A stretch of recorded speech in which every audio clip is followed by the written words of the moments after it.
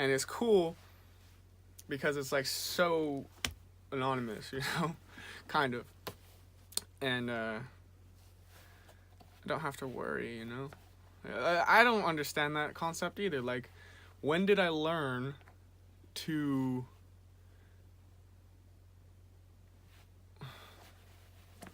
be afraid of what people might think of my thoughts or my feelings? Like, I'm already an odd fellow. Like, I'm already, you know, I said that in that early clip, but there's like, it can't get any worse for my reputation, you know what I mean? Nobody believes a single word that I say, and what the fuck do I have to lose, man?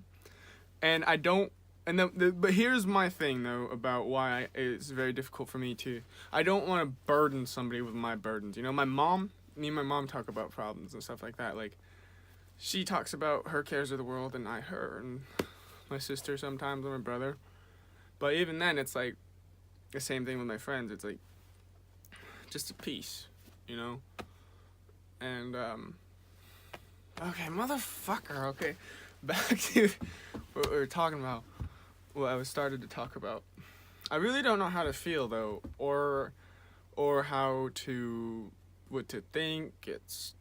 I'm hurt, obviously, but it's like, I knew it was going to happen, you know, like, I knew that I wasn't going to be let into the house, but I still had hope, you know what I mean? Like, I always have to have hope, otherwise, what's the point of being alive? You know, I feel this is what I say, and my mother says that I shouldn't say this because I'm just giving myself a brain wedgie, but I like to believe that I am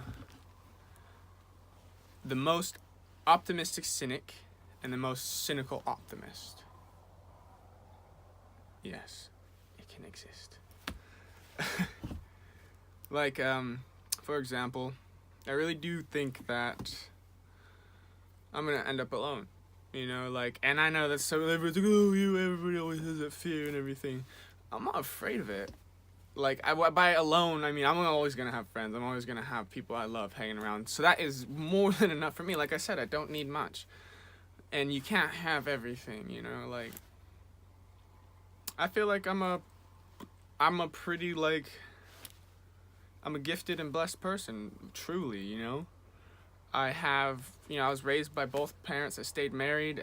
All my siblings are full siblings. Like, that's rare, like, especially here in Hoopa, you know, where I come from. And, you know, there's a lot of struggles that I did not have to suffer through. I had my struggles. I have my burdens, and I have my demons, despite what anybody may think from the outside looking. Everybody does. Everybody has something that eats them inside. And if you haven't, that means you've never cared or loved anything enough to do that. To feel that kind of pain, you know? And I don't want mine to make me bitter. I don't want the rejection, because by all means, I'm being very, what's the word I'm looking for? I'm being very, for lack of a better word or explanation, I'm being very upbeat about my rejection, but it hurts like hell, man. Like, I've loved this girl for 6 years, like, so much. I really do, you know, love her more than I love myself, easy, any day. In my opinion, it was worth it. Every day that I got to hear about her day, and every day that I got to get, like, random, like, selfies and stuff like that from her, it made it worth this feeling that's right now, you know what I mean? Because with other girls, they're sweet, you know. There's been a lot of girls, like, since her, like, I don't mean to brag, but, you know, I really don't. But there have been, like, a lot of girls, you know, the great girls that have crossed my path, you know, but there was just never that, there was no magic in it, you know what I mean? It was always, I felt like I was always playing a bit, you know? Do you know what I mean? Yeah, I was always acting, you know? And I won't lie. I did have great memories, and I will not cheapen them. You know, wonderful memories, you know, that I'm gonna look back on when I'm older. Well, I look back on now, and they're great, really great, but no magic. What's worse than that? What's worse than this feeling? This actually is something worse than this feeling right now of being rejected, you know, of being told that straight up, you're not good enough. You are not worth the trouble.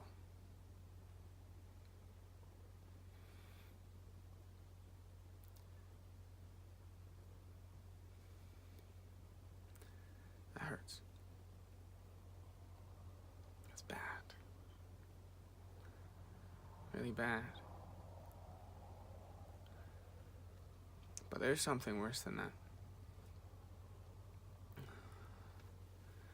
In my opinion, when I am with a good girl, sweet, you know, couldn't make her up. And we get to a point in the relationship where I can tell that she's really getting like attachments to me, and there's real emotions involved.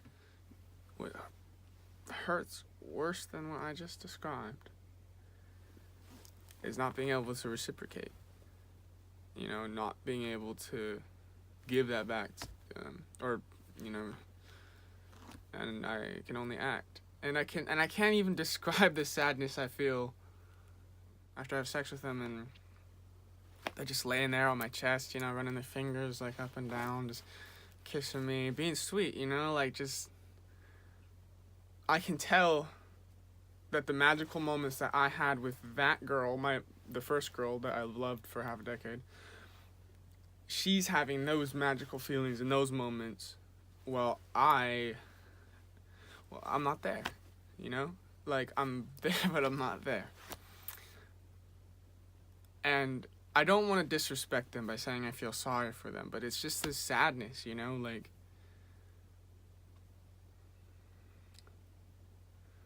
of them just falling in love with the mask. Love is a strong word, but there have been girls who said that they loved me. Back to what I was saying, though. It sucks, you know, that realizing that I can't do that, and I want to, and that's like, I want to give those feelings back to them. I want to have that magic with them that I have with her. But it just doesn't happen, and I don't know if it's just I didn't meet the right girl yet, or if I'm just fixated on that one. But it's sad, so it's not even any wonder why whenever she cracks the door open, I'm just like, oh, how about now? We ready to go now? I'm ready to go. And sucks, man. Because before too long, just like I said, door's shut. Running out of storage space, so I have to cram this in. I have to wrap it all up. For myself, you know. I gotta do this.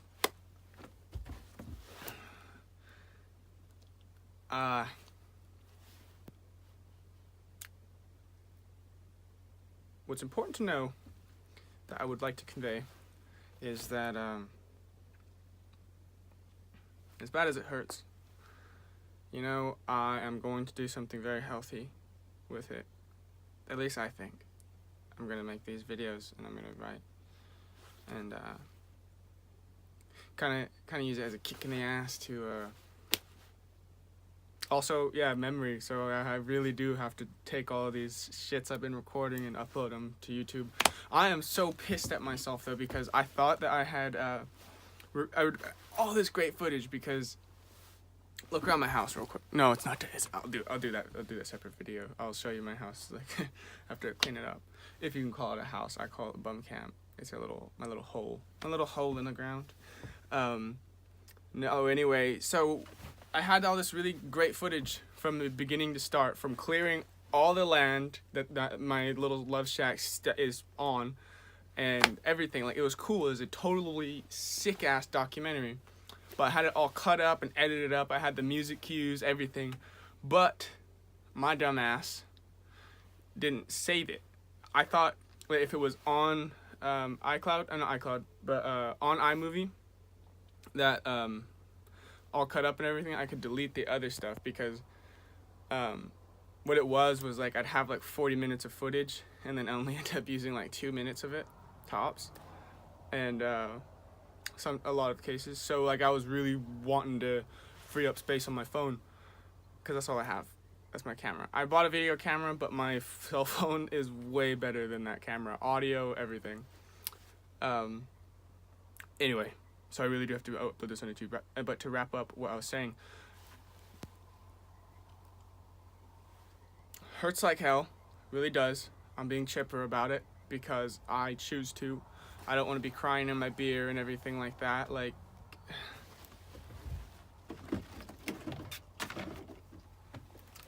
I used to drink for sadness. I used to drink when I'm sad. Drink to forget. I do not want to do that. I don't.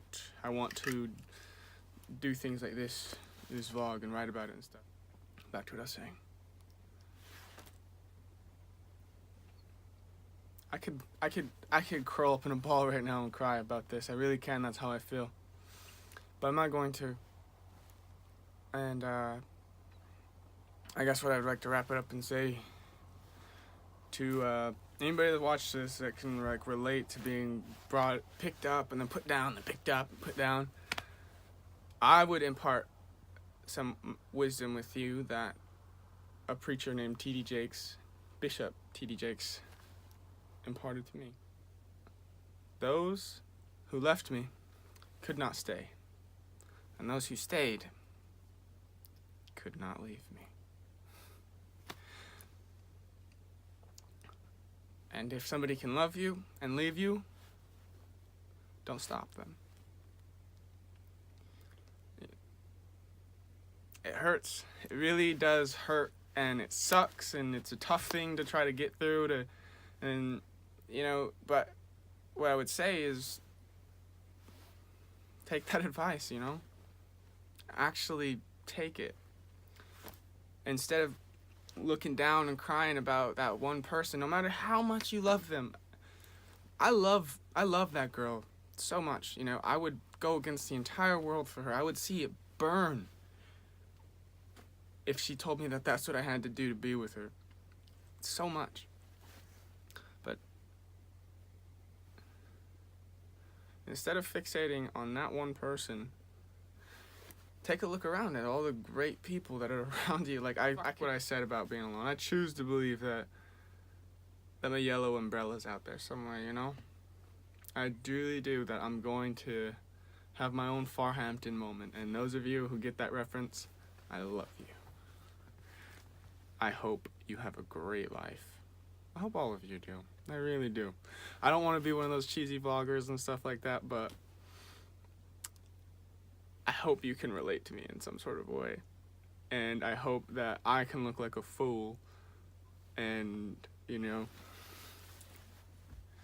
you can be the cool one and the tough one and the one who's always stoic and whatnot, you know what I mean? I will be the one that talks about my silly little feelings. Anyway, this was fun, very helpful. And if you want to actually talk to me, if you watch this video and stuff, you want to start a correspondence, I'm not good at returning emails.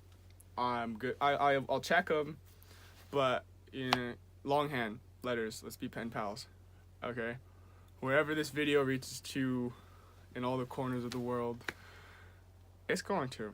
I'm thinking way bigger than my hometown. Want to actually talk to me and stuff like that, which I would be super pumped about, and being pen pals. P.O. Box 401, Hoopa, California, 95546. I think that's all you need to send me a letter. Anyway, yeah. I'm honored to remain yours. Sincerely.